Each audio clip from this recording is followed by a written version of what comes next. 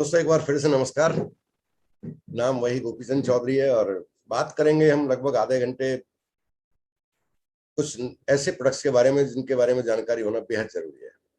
देखिए, एमबे ने अब तक हमें अगर देखा जाए तो सप्लीमेंट के लिए एक से एक लाजवाब प्रोडक्ट दिए हैं। इसमें कोई शक नहीं है कि सबसे पहला प्रोडक्ट जो दिया था हमें वो प्रोटीन पाउडर दिया था। और प्रोटीन का सबसे पहले देने का रीजन भी आप में से बहुत सारे लोग जानते होंगे। उसका सिंपल रीजन है कि प्रोटीन एक ग्रीक वर्ड से लिया गया, ये शब्द है प्रोटीन जिसे कहते हैं हम लोग। ये आया कहां से? ये ग्रीक वर्ड है। ग्रीक में प्रोटीन का मतलब होता है, दो अलग अलग शब्द है, प्रो और टीन। प्रोटीन का मतलब है प्रारंभिक, प्रोटीन का मतलब है अति महत्वपूर्ण। तो ये फर्स्ट ऑफ ऑल सबसे ज्यादा महत्वपूर्ण भी यही होता है और सबसे पहले बात भी इसकी की जाती है। इसलिए ये एमबे ने भी सबसे पहले हमें लॉन्च करके दिया था। मैं प्रोटीन के बारे में आज बात नहीं करूंगा, कभी मौका मिलेगा तो मैं आधे घंटे सिर्फ प्रोटीन पर ही बात करना चाहूंगा आपसे, क्योंकि प्रोटीन जैसा कोई प्रोडक्ट लाजवाब प्रोडक्ट है नहीं हमारे पास। ठीक। उसके बाद बहुत सारे प्रोडक्ट एक से एक लाजवाब हमारी बास्केट में आते चले गए और हर प्रोडक्ट ने हमारे जितने भी डिस्ट्रीब्यूटर्स हैं और जो उनके नियर इंडियर हैं उनकी लाइफ में जबरदस्त इजाफा किया है। सिर्फ हेल्दी ही नहीं बनाया, उनको बहुत सारी बीमारियों से जो अपकमिंग डिजीज हो सकती थी उनसे बचा के रखा। कुछ तो ऐसे लोग भी हमारी नोटिस में हैं जिनको वो बीमारियां हो गई, डॉक्टर्स कहते हैं ये कभी ठीक नहीं होंगी।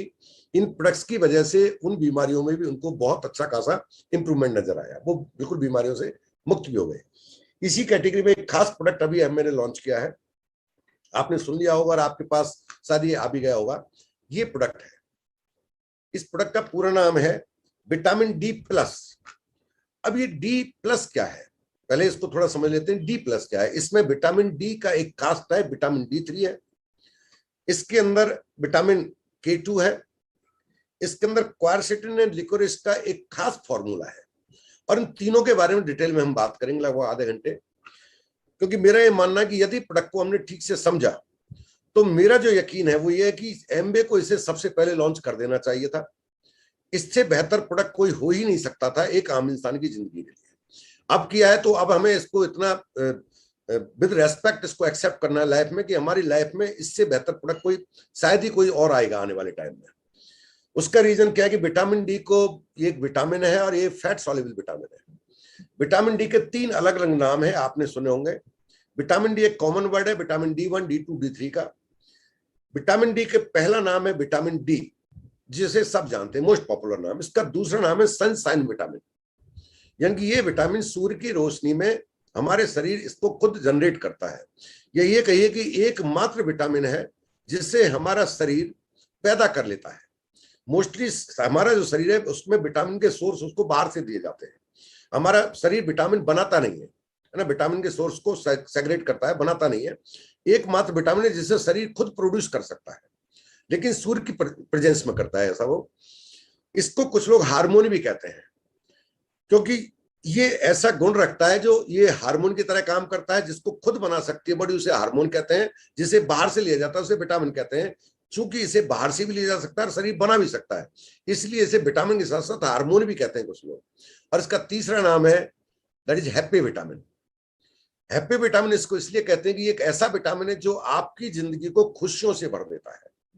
और खुशियों से भरने का मतलब इसके बेनिफिट ही नहीं है, ये एहसास भी कराता है आपको। आपका मूड के लिए सबसे बेहतरीन विटामिन है, आपके मूड स्विंग को कंट्रोल करता है, आपको प्रसन्न रहने के लिए बाध्य कर देता है। अगर विटामिन डी की डेफिशिएंसी है तो आप उदास और निराश बने रहेंगे। ये प्रकृति का दिया हुआ एक अद्भुत वरदान है जो इंसान को प्रकृति ने दिया है। विटामिन डी हमारा शरीर खुद बनाता है। कैसे बनाता है थोड़ा उसके बारे में जान लेते हैं।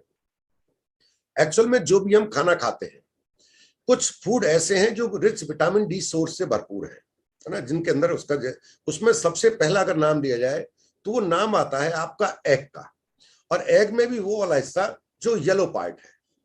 बड़ी अजीब सी समस्या खड़ी हो जाती है जब हम जैसे जैसे नॉलेज लेते हैं न्यूट्राइट के बारे में, कि डॉक्टर बोलते हैं अगर आपको हार्ट पेशेंट बनने से बचना है तो आप एग खाइए, रिच प्रोटीन होता है इसके अंदर, लेकिन पीला वाला हिस्सा मत खाइए।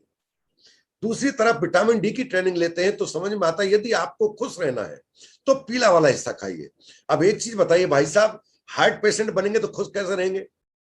ठीक, तो बड़ा अजीब सा वो है, लेकिन वो सोर्स है, प्रकृति का दिया हुआ सोर्स है, उसके अंदर होता है। आपके दूध में भी विटामिन डी होता है, ऐसे बहुत सारे सोर्स हैं। आपका फिश में होता है, आपका लिवर में होता है, नॉन वेज जो लेते हैं उसमें होता है। मोस्टली जितने भी सोर्स हैं वो सोर्स ऐसे हैं जिन्हें हम ज्यादातर अपनी दैनिक खाने का हिस्सा नहीं मानते। अगर हम अंडे की बात करें तो वो एक दो अंडे से कुछ होना जाना नहीं है, वो भी आपको मोर देन 70 एग्स खाने होंगे, है ना, तो वो संभव नहीं है हमारे लिए। फिर भी जो चीज मिलती है उससे हमारी बॉडी के अंदर ये जाता है और ये स्टोर होता है। ये स्टोर कहाँ होता है? ये हमारी जो स्किन है, जो आपको ये चमड़ी दिखती है, इसके नीचे थर्ड लेयर में जाकर ये स्टोर हो जाता है। चूंकि ये फैट सॉल्युबल है इसलिए फैट के साथ मिल जाता है, और फैट जो चर्बी होती है हमारी वो स्किन के जस्ट नीचे होती है, वहां पर स्टोर हो गया। स्टोर होने के बाद जैसे ही इसको अनुकूल वातावरण मिलता है तो ये विटामिन D3 में कन्वर्ट होता है। देखिए जो स्टोर्ड है, दो अलग अलग वर्ड है, vitamin D2 and vitamin D3, दोनों विटामिन डी के डेरिवेटिव है। हम स्पेशली बात करेंगे D3 की। D2 क्या है, ये चक्कर क्या है D2 D3 का? विटामिन डी के इनएक्टिव फॉर्म को D2 कहते हैं, विटामिन डी के एक्टिव फॉर्म को D3 कहते हैं। वह फॉर्म जिसको आपकी बॉडी एक्सेप्ट करती है, जो फंक्शन में होता है, जो बेनिफिशियल है दैट इज विटामिन D3, जो नॉन बेनिफिशियल पार्ट है दैट इज विटामिन D2। अब चूंकि वो स्टोर है आपकी स्किन में बट वो एक्टिवेट नहीं है तो उसके जो एडवांटेज है वो आपके और हमारे शरीर को नहीं मिलेंगे। वो एक्टिवेट कब होता है? वो एक्टिवेट 3 जगह जाकर उसकी प्रक्रिया पूरी होती है। D3 में कन्वर्ट होने के लिए उसका एक्टिवेशन होता है। वो ब्लड में से, आपके फैट में से, सूर्य की प्रेजेंस में, जब आपकी इस स्किन पर सूर्य की वेव्स पड़ती है डायरेक्ट, मिनिमम 20 to 30 मिनट, तो ये कन्वर्ट होता है, इसका सिंथेसाइज शुरू होता है, और वो सिंथेसाइज होता है नेक्स्ट पार्ट उसका लिवर में जाकर उसका नेक्स्ट प्रोसेस स्टार्ट हो जाता है। अभी भी वो D3 में कन्वर्ट नहीं हुआ है, कुछ पार्ट वहां सिंथेसाइज होकर वो जाता है हमारी किडनी के अंदर। बचा हुआ काम किडनी करती है और किडनी में वो प्योर D3 में कन्वर्ट होता है। तो 3 पार्ट में जाकर ये बनता है। अब सवाल है यहां से वो आगे की यात्रा कब करेगा? स्किन से यात्रा करेगा जब आप सन एक्सपोजर में होंगे। अब इसके लिए कुछ खास चीजें आपको समझ लेने की जरूरत है। लोग मानते हैं सुबह शाम की गुनगुनी धूप का अपना अलग ही मजा है, बिल्कुल अच्छा मजा है, बड़ा आनंद आता है, थकान भी दूर होती है और लगता है इसमें लेटे रहें, बट वो D3 बनाने के लिए सफिशिएंट नहीं है। D3 बनाने के लिए जो सन में से रेज निकलती हैं वो अल्ट्रा वायलेट होनी चाहिए। शर्त नंबर 1, यूवी रेज। उनका जो फ्रीक्वेंसी एक तरह से उनका एक साइज होता है, वो साइज होना चाहिए मिनिमम 300 नैनोमीटर, यानी खास साइज 300 नैनोमीटर का अगर उनका साइज है तो वो D3 में कन्वर्ट करेंगे आपकी D2 को। तीसरी बात, वो जो 300 नैनोमीटर का साइज उनका होता है अल्ट्रावायलेट का, वो खास टाइम होता है 11 बजे से दोपहर के 2 बजे तक, ना उससे पहले ना उसके बाद। तो सुबह शाम की गुनगुनी धूप का आनंद जरूर ले सकते हैं, बट D3 में वो ज्यादा कारगर नहीं होगी। क्लियर? दूसरी बात, जब ये 11 से 2 के बीच में आप इसका अपने विटामिन डी के बेनिफिट समझकर इसका हिम्मत भी करोगे जाने की, तो वहां पर ध्यान क्या रखना है, आपका शरीर मिनिमम 20% खुला होना चाहिए, खासतौर से 4 पार्ट। पहला आपकी आर्म, आपका बैक, आपका एब्डोमेन और आपका थाइज, क्योंकि यहीं पर फैट स्टोर होता है। जो D2 है वो ज्यादा मात्रा में यहीं स्टोर होता है, इसलिए धूप यहीं लगनी चाहिए आपको। तीसरी बात, आपको डायरेक्ट सन एक्सपोजर में आना होगा। अगर आप कहीं ऐसी जगह बैठे हैं जहां शीशे में होकर धूप आ रही है तो वो 300 नैनोमीटर की वेव्स जो होंगी वो उस शीशे को क्रॉस नहीं कर पाएंगी, इसलिए आपको खुले में ही जाना होगा। चौथी बात, अगर किसी भी तरह का कोई सन स्क्रीन लगाया हुआ, खास तौर से SPF that is sun protection formula, वो लगाते हैं हम 15, 20 है ना, 25, 50 कुछ भी लगाते हैं। अगर वो 8 SPF से ऊपर है तो अल्ट्रावायलेट को एंटर नहीं करने देगा। SPF 8 से कम लगाएंगे तो शायद यूज नहीं है, SPF 8 से ऊपर है तो अल्ट्रावायलेट को एंटर नहीं करने देगा। अगर आपने अपने शरीर को ढका हुआ है तो क्लॉथ में होके अल्ट्रावायलेट जो वेव्स है वो पार नहीं होंगी। ठीक, इसलिए कहते हैं गर्मियों में ढक के रखो भाई, नहीं तो जल जाओगे आप। नेक्स्ट, जो वेव्स आ रही है आपको, यदि आपका स्किन का कलर मेरे जैसा या इससे डार्क है तो वो आपके स्किन में 300 नैनोमीटर की रिफ्लेक्ट हो जाएंगी। कारण उसका यह है कि जो हमारा स्किन को कलर मिलता है, पिगमेंटेशन मिलता है, वो एक खास चीज की वजह से मिलता है, और उसका नाम है आपका, वो नाम मेरे ध्यान से निकलेगा, कोई बात नहीं, ठीक है ना, उसकी वजह से वो पिगमेंटेशन है। अगर वहां पर वो हमारी स्किन के जस्ट नीचे होता है, जिससे हमको कलर मिलता है, उसके नीचे D2 डिपोजिट होता है, तो वो उसको पार नहीं कर सकता। ठीक है ना, जिसे कहते हैं ना हमारा वो श्याम वर्ण है, तो श्याम वर्ण वालों में हमेशा इसकी कमी मिलेगी। नेक्स्ट, अगर आप ऐसी जगह रहते हैं जहां पॉल्यूशन बहुत ज्यादा है, खासतौर से आप मेट्रोपॉलिटन सिटी में रहते हैं, तो ये जो 300 नैनोमीटर की अल्ट्रावायलेट है, ये रिफ्लेक्ट हो जाती है, जमीन तक आती ही नहीं है। तो आप पॉल्यूशन वाले एरिया में रहते हैं तो D3 की कमी 101% होगी आपके अंदर। ठीक, तो ये मोटी मोटी कुछ बातें हैं, मोटी मोटी है, बारीकी तो बहुत है इसकी। इस माहौल में आप रहते हैं तो आपको D3 की मेलानिन, हाँ ललित जी ने बताया मेलानिन, वो मेलानिन जो की वजह से हमें पिगमेंटेशन, हमारा कलर मिलता है, स्किन का कलर मिलता है। ठीक, अब कमी हो गई तो फर्क क्या पड़ेगा? खासतौर से 3 काम है जो ये करता है, स्पेशली 3 काम है जिन पर इससे फर्क पड़ेगा। और वो 3 क्या है? पहला, चलो मैं पूरे बता देता हूं, 3 क्या डिटेल में ले लेता हूं। पहला, यदि आपको विटामिन D3 की डेफिशिएंसी है तो आपकी जो बॉडी के अंदर रेगुलेटिंग फंक्शन होता है, खासतौर से कैल्शियम और फास्फोरस का। जो हम किसी भी सोर्स से खाना लेते हैं जिसमें कैल्शियम का सोर्स होता है, कैल्शियम लेते हैं या कैल्शियम को डायरेक्ट लेते हैं हम एक सप्लीमेंट के रूप में, तो कैल्शियम और फास्फोरस दोनों को ये रेगुलेट करता है आपके स्किन में समायोजन करने में। एक तरह से ऐसे समझ लीजिए सरल भाषा में कि 3 अलग अलग हिस्से में मैं बांट देता हूं, इस पूरे प्रोडक्ट को ही बांट देता हूं। कैल्शियम वह आवश्यक तत्व है जिससे हड्डियों का निर्माण होता है, हड्डी और दांत, ये ढांचे का निर्माण होता है। कैल्शियम को आप बजरी समझ लीजिए, जैसे प्लास्टर करते हैं तो बजरी ज्यादा मात्रा में आपको चाहिए, दैट इज कैल्शियम। इसलिए इसकी जब बात होती है तो 500 mg के बारे में बात होती है। इसको कैल्शियम को सीधा रोका नहीं जा सकता हड्डी में, इसलिए उसको एक सीमेंटिंग की जरूरत होती है। वो सीमेंट का काम करता है आपका D3। ठीक, और कैल्शियम और सीमेंट, बजरी और सीमेंट को मिलाने के बाद गंतव्य तक पहुंचाने का काम करता है K2। ठीक, सीमेंट और बजरी मिले हुए हैं, लेकिन वो पहुंचना कहां है, बिल्डिंग में कहां पहुंचना है, उसका ये सुनिश्चित कौन करता है? वो कारीगर सुनिश्चित करता है, या ट्रैफिक पुलिसमैन सुनिश्चित करता है कि ट्रैफिक सही जगह पर जा रहा है या गलत तो नहीं मुड़ रहा है। वो ट्रैफिक पुलिस का काम करता है आपका विटामिन K2। आगे बात लिक्रिस के बारे में करेंगे। यदि डेफिशिएंसी है किसी इंसान के अंदर, यदि शब्द मैं बोल रहा हूं कि एक प्रोटोकॉल के हिसाब से वाकई डेफिशिएंसी हर किसी को होगी, मैं इस ओपन स्टेज से क्लेम कर रहा हूं आपको, यदि 100 लोग विटामिन D3 की जांच कराएं और उनकी उम्र 30 साल क्रॉस हो गई है तो 100 में से 100 को विटामिन D3 की कमी मिलेगी। जबकि स्टैटिस्टिक्स बताता है 90% एंड अबव, 90 से ज्यादा। बट मैं क्लेम कर रहा हूं 30 साल से ऊपर की उम्र है तो 100 के 100 में मिलेगी। यकीन ना हो तो आप कल ही जाकर अपना विटामिन D3 की जांच करा लें। यदि आपका विटामिन D3 कंप्लीट पाया जाता है, यानी कि कमी नहीं पाई जाती, वो फिगर भी दूंगा किसको कमी कहते हैं, तो उस जांच का पैसा पर्सनली मैं पे करूंगा आपको। उस जांच का पैसा व्यक्तिगत रूप से मैं पे करूंगा। नंबर रामरागी जी मेरे ले लीजिए, ठीक है ना। साथ में रिकॉग्नाइज करना चाहूंगा आपको बहुत सारे लोगों के बीच में कि यू आर स्पेशल पर्सन, क्योंकि पॉसिबिलिटीज बहुत कम बनती है ऐसी। ठीक, क्या क्या लक्षण अगर है आपको तो आप एक आइडिया लगा लेंगे।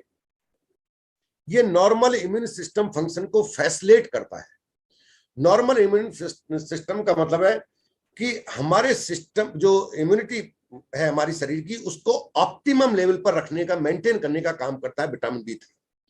फैसिलिटेटिंग का मतलब है ये फैसिनेट करता है, एक तरह से रिकॉग्नाइज करता है, रिवार्ड देता है, आपको प्रिपेयर करता है, आपको एक मोटिवेट करता है, आपको कुछ भी मान लीजिए, फैसिनेट करता है उस इम्यून सिस्टम को मेंटेन करने के लिए।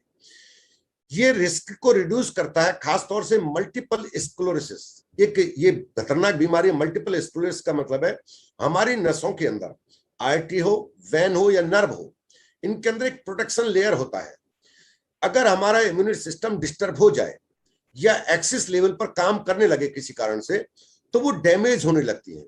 अगर वो डैमेज होने लगी तो उन्हें फिर रोका नहीं जा सकता। D3 की एक खूबी है कि ये उसको प्रोटेक्ट करता है, उस स्टेज में, मल्टीपल स्टेज में नहीं जाने देता। केवल एक ही शर्त पर आप उस स्टेज में जाएंगे, आपको विटामिन D3 की लंबे टाइम तक डेफिशिएंसी रहेगी तो। ठीक, ये मैं नहीं बोल रहा, ये बोल रहा हूं 2006 के general of American medical association के द्वारा दिए गए स्टेटिस्टिक्स के आधार पर। जनरल जो अमेरिकन मेडिकल जनरल है, एक बहुत ही प्रेस्टिजियस इसका वो निकलते हैं, लेख निकलते हैं, उनमें 2006 में स्टैटिस्टिक्स दिया गया था। आपके हार्ट डिजीज के चांस को डिक्रीज करता है, और ये भी जनरल में दिया गया है 2008 के जनरल में। हार्ट डिजीज के चांस को कैसे डिक्रीज करता है उसका भी कारण बता देता हूं। हमारी बॉडी के अंदर कैल्शियम जो जाता है, ये कई बार गलत तरीके से अगर जा रहा है, इसको अगर सही डायरेक्शन नहीं मिला है तो कैल्सिफिकेशन होने लगता है हमारी आर्टरीज के अंदर, हमारी वेन्स के अंदर, ये कैल्सिफिकेशन, जबकि इसको कैल्सिफिकेशन होना था हड्डी के अंदर। कैल्सिफिकेशन का मतलब है कैल्शियम के जमने की प्रक्रिया को कैल्सिफिकेशन कहते हैं, जिसे हड्डी में जमना था, ढांचे को मजबूती देनी थी, लेकिन K2 की डेफिशिएंसी की वजह से वह सॉफ्ट टिश्यू में मूव कर जाता है, और सॉफ्ट टिश्यू में हमारी किडनी आती है, सॉफ्ट टिश्यू में हमारे गॉल ब्लैडर आता है, सॉफ्ट टिश्यू में हमारी आर्टरी आती है, वो उसका कैल्सिफिकेशन हड्डी में ना होकर वहां जाकर होने लगता है, जिसकी वजह से उनके अंदर आर्टरी ब्लॉकेज की पॉसिबिलिटीज बढ़ जाती है। हार्ट के आसपास कैल्सिफिकेशन सबसे ज्यादा होता है।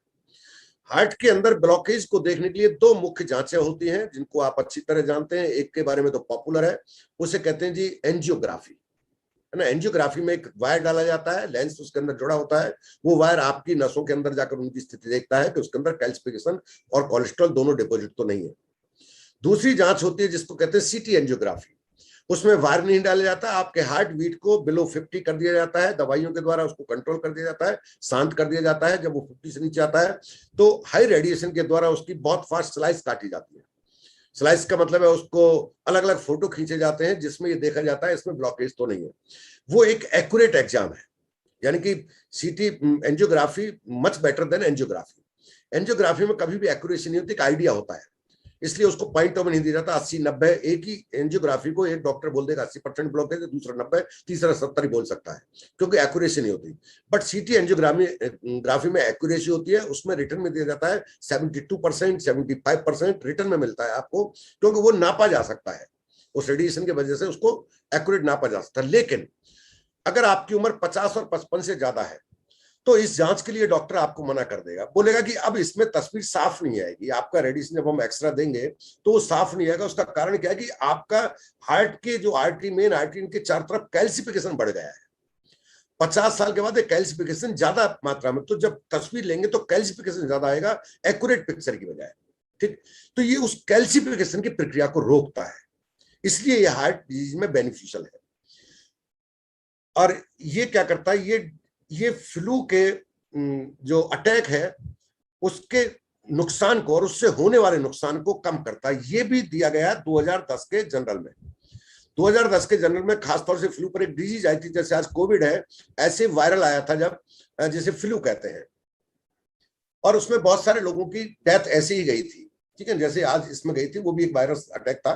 जाने के बाद उस पर बहुत सारे रिसर्च हुए और ये देखा गया था कि जिन लोगों में विटामिन D3 की डेफिशिएंसी थी उनके ऊपर फ्लू का ज्यादा प्रभाव था, जिनके ऊपर फ्लू का प्रभाव नहीं था उनके अंदर विटामिन डी की भरपूर मात्रा पाई गई थी। जिनके अंदर विटामिन डी भरपूर था या तो वो फ्लू की चपेट में ही नहीं आए थे, अगर आ गए थे तो बड़ी आसानी से कम ड्यूरेशन में वो ठीक भी हो गए थे। यही स्टडी, जिसके अभी स्टैटिस्टिक्स पूरे कंप्लीट आना बाकी है, कोविड टाइम में भी की गई थी। कोविड टाइम में जितने लोगों की डेथ हुई थी वो सभी का नहीं, लेकिन जिन लोगों की आफ्टर डेथ या डेथ से जस्ट पहले जिनकी रिपोर्ट थी और उनकी D3 की जांच की गई थी, विटामिन डी नहीं D3 की जांच में यह पाया गया कि यदि उनकी D3 में डेफिशिएंसी नहीं थी तो उनकी डेथ की पॉसिबिलिटीज नहीं थी। लेकिन जितने लोग की डेथ हुई और जिनका स्टैटिस्टिक्स डाटा गवर्नमेंट पे सेव था, उनका जांच कराई गई थी, 100% उनके अंदर ये पाया गया था, मरने वालों में 100% थे कि वो लोग जरूर थे मरने वालों में उनकी जिनके अंदर D3 की डेफिशिएंसी पाई गई थी। तो D3 that is very magical vitamin, है ना, बहुत मैजिकल है, इसको आप अंडर एस्टिमेट नहीं कर सकते। ये डिप्रेशन को रिड्यूस करता है। अगर आप डिप्रेशन के शिकार है तो D3 की डेफिशिएंसी उसका मेन कॉज पाया जाता है। जब आप D3 की मात्रा भरपूर रहती है, लेवल में रहता है शरीर, तो फिर उसके बाद पॉसिबिलिटी नहीं है कि डिप्रेशन में जा सके, इसलिए इसको हैप्पी विटामिन का भी दर्जा दिया गया है। D3 की कमी से वजन बढ़ता है। मैं ये नहीं कहूंगा कि D3 वजन घटाएगा, लेकिन मैं इतना क्लेम करूंगा कि D3 अगर आपकी बॉडी में कमी है तो वजन बढ़ने की पॉसिबिलिटी रहेगी। आप इसको इस तरह से प्रमोट ना करें कि D3 वजन कम करता है, आप इसको इस तरह से प्रमोट करें D3 वजन बढ़ने से रोकता है। ठीक है ना। यदि D3 की, ये मान लीजिए जिनका वजन बढ़ रहा है तो D3 की डेफिशिएंसी ये तो पक्का है, लेकिन D3 अगर आपकी बॉडी में कंप्लीट है तो वजन बढ़ना रुक जाएगा। ठीक, ये फाइब्रोमाइल्जिया में खास तौर से स्पेशली काम करता है। फाइब्रोमाइल्जिया का मतलब है छोटे जोड़ और बड़े जोड़, हड्डियां और मांसपेशियों के दर्द को फाइब्रोमाइल्जिया कहते हैं। यदि आपकी बॉडी में विटामिन D3 की डेफिशिएंसी है तो आप फाइब्रोमाइल्जिया के शिकार हो जाएंगे। कोई भी इंसान के बॉडी में दर्द होता है तो वो प्रॉम्प्ट होता है, उसकी ज्यादा पॉसिबिलिटी होती है कि इसके अंदर अच्छी खासी मात्रा में विटामिन 3 की डेफिशिएंसी हो गई है। एंजाइटी को कम करता है, एंजाइटी मतलब कोई चिंता तनाव, उसको कम करता है। बालों के झड़ने की प्रक्रिया को धीमा करता है, और विटामिन D3 की कमी की वजह से झड़ रहे हैं तो रोक देता है। अगर आपके बाल ज्यादा झड़ रहे हैं और समय से पहले झड़ रहे हैं तो आपको अपना विटामिन D3 की जांच जरूर करानी चाहिए, और उसकी जो डोज रिकमेंड की गई वो डोज आपको जरूर लेनी चाहिए। विटामिन D3 की कमी से स्किन ड्राई होने लगती है, और जब स्किन ड्राई होगी तो रिंकल जल्दी आएंगे, और रिंकल जल्दी आएंगे तो एजिंग जल्दी दिखने लगेगी। अगर आपकी बॉडी में विटामिन D3 की, अगर आपको रिंकल आने लगे हैं, आपको ये कोई, अच्छा हाँ सर ठीक है, वो डायबिटीज में पार्ट है मेरा पूरा, उसको डिस्कस करूंगा। यदि विटामिन D3 की कमी है तो रिंकल आपकी बॉडी में जल्दी आएंगे, स्किन ड्राइनेस होगी, आपको आपका वो दिखने लगेगा, एजिंग प्रोसेस स्टार्ट हो जाएगा। यदि आपकी एडी में सुबह जगते समय पहला पैर जब जमीन पर टिकाते हैं पहली बार, तो आपकी एडी में यदि दर्द होता है तो आपको विटामिन D3 की डेफिशिएंसी है। ठीक, आपके अगर पिंडली में दर्द होता है तो विटामिन D3 की डेफिशिएंसी है। आप थकान महसूस करते हैं अच्छा डाइट लेने के बावजूद भी, तो आपको विटामिन D3 की डेफिशिएंसी है। विटामिन D3 आपके सर बता रहे थे इंसुलिन के रेगुलेटिंग सिस्टम को सपोर्ट करता है, स्पेशली हम कहें तो डायबिटीज में ये बहुत ज्यादा सपोर्ट करता है। विटामिन D3 आपके डायबिटीज को कंट्रोल करने में इसका मेन रोल होता है। मूड स्विंग में बहुत जबरदस्त काम करता है। मूड स्विंग का मतलब है कि पता ही नहीं है किस छोटी सी बात पर हमारा अपसेट हो जाए, माइंड अपसेट हो जाए, है ना, पल में तोला पल में मासा, वो मूड खराब सा हो जाना। विटामिन D3 इसमें सपोर्ट करता है। यदि विटामिन D3 की आपको बार बार मूड अपसेट रहता है तो विटामिन D3 की कमी की संभावनाएं बनती है। चिड़चिड़ापन पैदा करता है। घर में अगर गृह कलेश से बचना चाहते हैं तो पहली डिब्बी वाइफ को ला कर दीजिए, दूसरी डिब्बी खुद ले लीजिए। चिड़चिड़ापन, हम बार बार बोल देते हैं बहुत चिड़चिड़ी हो गई है मेरी मैडम, तो वो मैडम की कोई गलती नहीं है, मैडम बहुत अच्छी है, बहुत व्यवहारिक है, इसमें कोई शक नहीं है, जो आपको है ना टाइम पर इतना ख्याल रखती है। समस्या विटामिन D3 की डेफिशिएंसी है। ठीक, तो D3 की डेफिशिएंसी उस चिड़चिड़ापन से बाहर कर देगा आपको, अगर आपने उस डेफिशिएंसी को पूरा कर दिया। नींद कम आना, साउंड स्लीप नहीं आएगी आपको कभी भी यदि विटामिन D3 की अच्छी खासी डेफिशिएंसी आपको हो गई है तो। थकान महसूस करना दिन भर में, और गुड फीलिंग, है ना, अच्छी फीलिंग आपको नहीं मिलेगी यदि विटामिन D3 की आपको कमी है तो। ठीक, ये विटामिन D3 के मेन फंक्शन थे। अब सवाल उठता है इस विटामिन D3 की कितनी डोज हमें लेनी चाहिए। विटामिन D3 की कितनी डोज लेनी चाहिए? इसकी डोज, रिकमेंडेड डोज है 2000 से 4000, यानी कि एक तो है 15 से 2000 mg, इंटरनेशनल यूनिट 47.5 mg कहते हैं। इंटरनेशनल यूनिट आपको लेनी है per day as a supplement, लेकिन कहीं ये मैक्सिमम तो नहीं हो जाएगा। मैक्सिमम डोज है इसकी 4000 mg से ऊपर जाते हैं तो ये ओवर डोज की कैटेगरी में आएगा। बट जांच करने के बाद यदि आप इमरजेंसी सिचुएशन में पाए जाते हैं तो इसको 10,000 mg पर डे तक, 10,000 इंटरनेशनल यूनिट पर डे तक लिया जा सकता है। इमरजेंसी सिचुएशन में आपको इसे 60,000 इंटरनेशनल यूनिट पर वीक भी दिया जाता है। ठीक, वो क्वेश्चन आंसर में उसके बारे में बात करेंगे कि उसका मतलब क्या है। अब बात करते हैं, दूसरा हमारे पास है विटामिन के। ये विटामिन के क्या है? एक्चुअली में विटामिन हमारे बड़ी आंत में बनता है। ठीक, और इसकी कमी के मुख्य कारण है हमारा आज का खान पान। यदि आपके खाने में ऐसे सोर्स की कमी है जो विटामिन K2 के लिए रेस्पॉन्सिबल है तो आपको विटामिन K2 की डेफिशिएंसी होगी। मुख्य सोर्स में क्या है? उसके मुख्य सोर्स में आता है आपका सेब, एप्पल। ठीक, आपका एप्पल से मिलता है, आपको ग्रीन लीफ से भी मिलता है, आपको लिवर से भी मिलता है, आप नॉनवेज लेते हैं लिवर से मिलता है, आपको फिश से भी थोड़ी मात्रा में मिलता है, आपको ये जो चेरी होती है उससे भी मिलता है। प्लस सबसे अच्छा जो सबसे और दूसरी मात्रा में अगर हम देखें क्वांटिटी पाया जाता है तो वो पाया जाता है ब्लैकबेरी। ब्लैकबेरी इसका रिसोर्स पाया जाता है, रेड वाइन से भी ये मिलता है। लेकिन हमारे आंत के अंदर यदि हम नॉन फर्मेंटेड फूड का ज्यादा सेवन करते हैं तो हमें डेफिशिएंसी होगी। Fermented food, non fermented food में क्या है? फर्मेंटेड फूड में आता है दही, ठीक, फर्मेंटेड फूड में आता है ब्रेड, फर्मेंटेड फूड में आता है आपका इडली।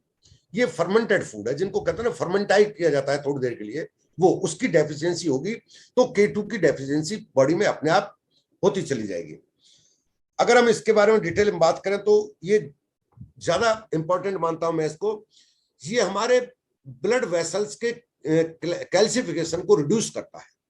हमारे जो ब्लड वेसल्स हैं, आर्टरीज हैं या वेन्स हैं, उनके अंदर कैल्सिफिकेशन को रिड्यूस करता है, कम करता है। यदि देखिए खाली कोलेस्ट्रॉल जमता नहीं है, कोलेस्ट्रॉल को जमाने में कैल्सिफिकेशन, उसका कैल्सिफिकेशन मतलब है उसका जमा बिंदु तक ले जाता है, उसको जमाने की प्रक्रिया को फास्ट करता है। अगर ये K2 है तो ये उसको रिड्यूस करता है।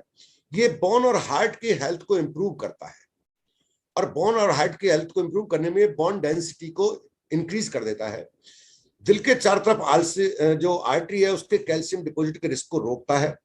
ये मैं नहीं बोल रहा हूं, 10 साल तक 16,057 लोगों पर की गई स्टडी के बाद, लगातार 10 साल तक 16,057 लोगों पर की गई स्टडी के बाद ये पाया गया कि जिनकी बॉडी के अंदर K2 डेफिशिएंसी नहीं है, प्रचुर मात्रा में है, और उनको दिया गया था 10 माइक्रोग्राम पर डे, देने के बाद ये पाया गया 57% लोग ऐसे थे जिनकी मौत हार्ट अटैक या हृदय बीमारी से होने की संभावना 0 हो गई थी। यानी कि वो किसी और कारण से दुनिया से जा सकते थे, बट वो हार्ट डिजीज की वजह से दुनिया से नहीं जा सकते थे। ये ऑस्टियोपोरोसिस के रिस्क को 0 करता है, और जापान के अंदर स्पेशली ऑस्टियोपोरोसिस के एक तरह से कहें प्रोटेक्शन, प्रिवेंटिंग एंड ट्रीटिंग, दोनों में K2 का इस्तेमाल भरपूर मात्रा में किया जाता है।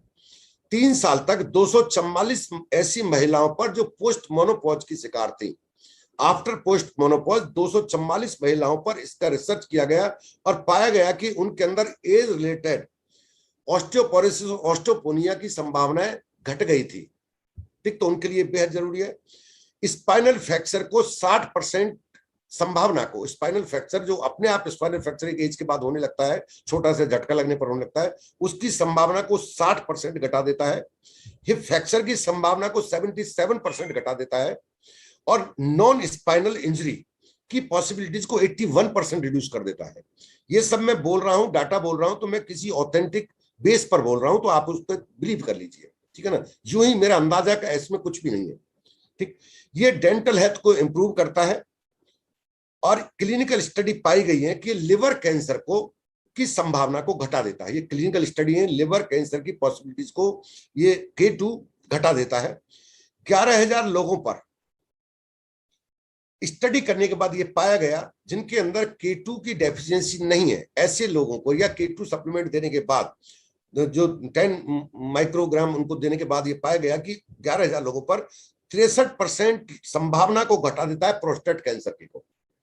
प्रोस्टेट कैंसर पॉसिबिलिटीज को 63% रिड्यूस कर देता है, ठीक। तो ये K2 के बारे में इंपॉर्टेंट है कि K2 इसके अंदर ऐड किया गया, तो कमाल का प्रोडक्ट आपके साथ आपको मिल रहा है। बड़ी आंत में गट बैक्टीरिया इसको उत्पन्न करते हैं, और इसका जो कारण थे वो कमी के, वो हमने अभी डिस्कस किए थे। अब थोड़ा बात करते हैं इसमें तीसरी चीज क्या है।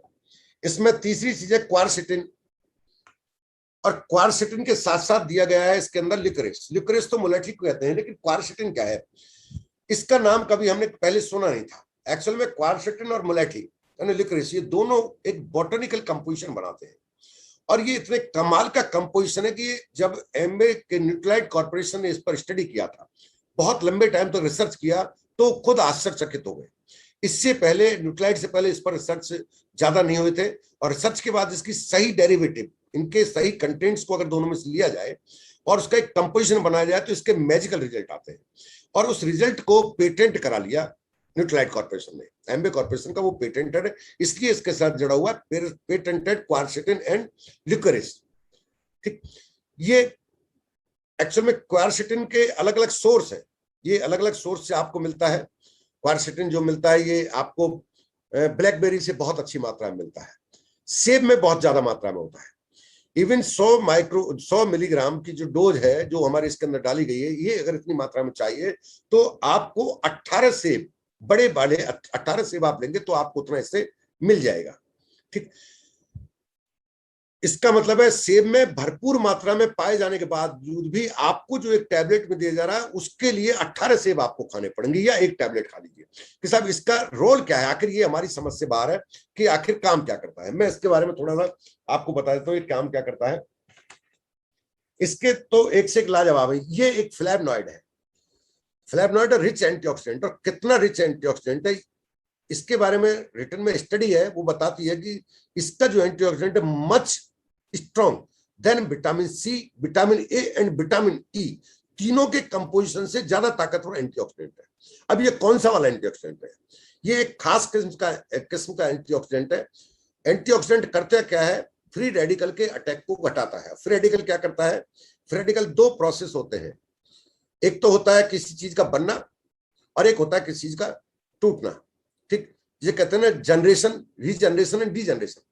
डीजनरेशन जो होता है वो फ्री रेडिकल की वजह से प्रोसेस फास्ट हो जाता है, तो डीजनरेशन के प्रोसेस को कम करता है ये क्यूरसेटिन।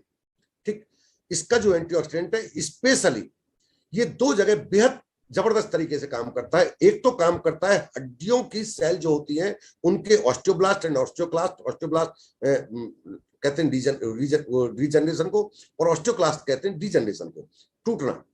तो उस प्रक्रिया को धीमा कर देता है, यानी कि लंबे समय तक हड्डियों को मजबूत बनाए रखने की ताकत रखता है क्वारसेटिन। ठीक, ये दूसरा काम इसका है, लंग्स कैंसर के अंदर जबरदस्त रोल है इस क्वारसेटिन का। लंग कैंसर की प्रक्रिया को ये बहुत ड्रामेटिकली तरीके से चेंज करता है। लिवर इन्फ्लामेशन को ड्रामेटिकली तरीके से रिड्यूस करने की ताकत रखता है आपका ये क्वारसेटिन। फाइब्रोसिस में जबरदस्त रोल अदा करता है आपका क्वारसेटिन। ठीक, और क्या करता है? और करता है ये कोलोजन के प्रोडक्शन को 25% से 35%। जो कोलोजन है, एक्चुअल में कोलोजन क्या है? कोलोजन आपके हड्डी के चारों तरफ आपके शरीर पर जो चिपका रहता है, जो बांधता है सिस्टम को, हड्डी और आपके मसल्स को जो आपस में बांधता है, उस बांधने के लिए जो चीज इस्तेमाल होती है दैट इज कोलोजन। ठीक, अगर कोलोजन की डेफिशिएंसी है या कोलोजन लूज हो गए या टूटने लगे हैं तो हड्डियां इस हड्डी को छोड़ने लगेगी, जिसकी वजह से वक्त से पहले हड्डी लटकने लगेगी, हड्डियां कमजोर हो जाएंगी, बुढ़ापा जल्दी आने लगेगा। ये कोलोजन होता कितना है? बॉडी का टोटल बॉडी वेट का 20% प्रोटीन होता है इंसान के अंदर। मान लेते हैं 100 किलो का आदमी तो उसमें 20 किलो प्रोटीन है। उस 20 किलो प्रोटीन का 25 से 35% कोलोजन होता है। कोलोजन is a type of protein. कोलोजन एक प्रोटीन का ही टाइप है और ये टोटल प्रोटीन का 25 से 35% होता है। ये जो आपका क्वारसेटिन है ये इसको स्ट्रेंथन देता है। तो समझ में आ रहा होगा ये कितना कमाल का प्रोडक्ट है। ये वायरल डिजीज में बेनिफिशियल है, वायरल डिजीज के लिए बेहद बेनिफिशियल है, लंग्स कैंसर के लिए बेनिफिशियल है, कार्डियोवैस्कुलर डिजीज के लिए बेनिफिशियल है। ये कॉम्बिनेशन आपको इसमें मिलाकर दिया गया है एम्बे कॉर्पोरेशन द्वारा। यू आर सो लकी, इतना जबरदस्त प्रोडक्ट, इतना शानदार आपको ये कॉम्बिनेशन मिला है। अब इससे रिलेटेड कुछ सवाल जरूर होंगे, वो फास्ट बहुत तेजी से मैं उन सवालों को कवर करूंगा। पहला सवाल है, मुझे कैसे पता चले कि मेरे शरीर में विटामिन डी की डेफिशिएंसी हो रही नहीं हो रही? सब ये तो हर प्रोडक्ट पे एमबे वाले तो ऐसे ही बोलते हैं चिल्ला चिल्ला के लेना है, मुझे लेना है कि नहीं लेना है। बहुत जेन्युइन और लॉजिकल क्वेश्चन है आपका, रेस्पेक्टफुली आपको इसका आंसर मिलना चाहिए। इसका सम्मानजनक दिया जाने वाला आंसर एक ही है, किसी भी पैथोलॉजी लैब में जाइए, कल अपना ब्लड सैंपल दे दीजिए। बहुत नॉमिनल सा चार्ज होगा इसका, आई होप 200-300 से ज्यादा नहीं होना चाहिए। उससे कहिए विटामिन D3 की जांच मुझे करानी है, परसों उसकी रिपोर्ट मिल जाएगी। यदि विटामिन D3 की रिपोर्ट में आपका 25 से ऊपर रीडिंग आता है तो यू आर सो लकी, लेकिन ये रीडिंग 25 से नीचे आता है तो आप डेफिशिएंस है विटामिन D3 के। अगर ये फिगर सिंगल डिजिट में आता है तो आप एक्यूट डेफिशिएंसी से कह रहे हैं, आप बहुत बड़े खतरे में हैं, आप ऑस्टियोपोरोसिस की तरफ जा रहे हैं तेजी से। पर्सनल व्यक्तिगत भाईचारे के नाते एक ही जांच मत कराना, शौक में चले जाओगे, फिगर 1 ही आएगा अगर ये 40 से ऊपर है। इसलिए अच्छा है कि इसको बिना उसके स्टार्ट कर दूं, फिर भी तसल्ली के लिए करा लेना। इसका तो एक ही आंसर है, आपको जरूरत है कि नहीं है। 25 साल से ऊपर है तो आपको इसकी बेहद जरूरत है, और 40 से ऊपर है तो आपको इसकी 100% जरूरत है। एज 40 से ऊपर जा चुके तो। दूसरा सवाल है, उन लोगों की तरफ से आता है जो बोलते हैं कि मैंने तो सब डॉक्टर को दिखाया था, डॉक्टर ने मुझे विटामिन डी का एक बड़े से डोज दी थी, दैट इज बूस्टर डोज। उसे कहते हैं 60,000 इंटरनेशनल यूनिट की एक डोज आती है, कैप्सूल में भी आती है और आपका लिक्विड फॉर्म में भी होता है, 5 ml का आता है विटामिन डी3। वो सिर्फ विटामिन डी3 है, K2 उसमें नहीं है, ठीक है ना। अगर आपको दिया गया है तो ये 6 से 8 सप्ताह दिया जाता है, जबकि रीडिंग इसकी सिंगल डिजिट में आती है, तब ये रिकमेंड किया जाता है। अगर आपको दिया गया है और आपने लिया है 8 सप्ताह और इसको लेने के बाद 1 साल हो गया है, तो मेरा एक ही आंसर है, दोबारा से आप डी3 की जांच कराइए। 100% आप वही अपने आप को पाएंगे जहां 1 साल पहले आपने जिस कमी की वजह से डी3 को लिया था। उसका रीजन यह है, बूस्टर डोज आपको दी गई थी डी3 की डेफिशिएंसी को तेजी से रिकवर करने के लिए, लेकिन उस बूस्टर डोज के बाद मेंटेनेंस डोज आपने नहीं ली, इसलिए दोबारा वहीं आ गए। तो अगर आपने कोई ऐसा कोर्स या मेडिसिन ली है तो मैं रिकमेंड करूंगा आपको ये तुरंत स्टार्ट कर देना चाहिए। तीसरा सवाल आता है कि मैं लगातार कैलमेक डी ले रहा हूं तो क्या मुझे विटामिन डी3 अलग से लेना चाहिए? देखिए, Calmac D is a high rich supplement of Calmac, calcium और फास्फोरस का सप्लीमेंट है, नॉट विटामिन डी3 का। विटामिन डी3 उसमें कैल्शियम को रेगुलेट करने के लिए मात्र 200 माइक्रो जो आपका आईयू है इंटरनेशनल यूनिट में डाला गया है, वो रेगुलेटिंग का काम करता है, वो डेफिशिएंसी को रिमूव करने का काम नहीं करता। विटामिन डी3 जो हमारी कैलमेक डी है वो कैल्शियम डेफिशिएंसी को पूरा करती है, ना कि विटामिन डी3 की डेफिशिएंसी को। वो कैल्शियम को रेगुलेट करने के लिए उसमें एक बहुत ही नेग्लिजिबल मात्रा में डाला गया है। यदि आप वो ले रहे हैं तो 2 टाइम आप वो लेते हैं, 200 mg आपको विटामिन कैलमेक चला जाएगा उसमें, विटामिन डी3 में कैलमेक के साथ में 1900 आयु का जब आप ये लेंगे तो आपको टोटल 2300 आयु जाएगा। आप इसकी एक्सिस डोज तक नहीं पहुंच रहे हैं, एक्सिस डोज 4000 आयु है, डोंट वरी। तो इतना स्मार्टनेस मत दिखाना। कब लेना है आपको, ये बड़ा अजीब सवाल होगा। कैल्शियम और विटामिन डी दोनों साथ लेना है। देखिए, सीमेंट और बजरी को साथ दीजिए, अलग से कोई सेंस नहीं है। एक हाथ में कैल्शियम और एक हाथ में विटामिन डी, दोनों को मिलाकर लोगे तो कैल्शियम भी आपको दिया गया है, विटामिन डी3 भी दिया गया है, K2 भी दिया गया है, कैल्शियम जा रहा है, साथ में कैल्शियम को सेट करने के लिए विटामिन डी3 जा रहा है। वो कैल्शियम भटक ना जाए, गलत जगह पर ना चला जाए, स्टोन ना बन जाए, कहीं पर आर्टरी में ना ब्लॉक हो जाए, आपके उसमें ब्लॉक ना हो जाए किडनी के अंदर, उससे बचाने के लिए आपको साथ साथ K2 चल रहा है। साथ में ल्यूक्रेस उसको दिया गया ताकि उसके अंदर किस तरह का हड्डी के अंदर कोई भी अगर पहले से आपको फ्री रेडिकल का अटैक है जो इस प्रोसेस को स्लो कर रहा है, उसको रिमूव कर दिया जाए। उसको तीनों को साथ चलने दीजिए बॉडी के अंदर, ठीक। बेहतरीन समय इसका सुबह ब्रेकफास्ट के बाद आपको इसको लेना चाहिए। यदि आप नहीं ले पाते हैं तो दोपहर के लंच में लेना चाहिए। अगर लंच मिस कर देते तो ओकेजनली रात को ले सकते हैं, मिस नहीं करना है, लेकिन बेहतर टाइम होगा सुबह ब्रेकफास्ट और उसके बाद आपका लंच। एक और सवाल होता है, क्या कैलमेक डी के बाद अलग से विटामिन डी3 की जरूरत होगी? तो वो मैंने आंसर दे दिया है। हम आयरन ले रहे हैं तो साथ में ले सकते हैं, बिल्कुल ले सकते हैं। कैलमेक और विटामिन डी3 को एक साथ लीजिए, आयरन को आप दोपहर को लीजिए, और आयरन को आप रात को रखिए, सुबह और दोपहर में से चूज कर सकते हैं आप कैलमेक और विटामिन डी दोनों को।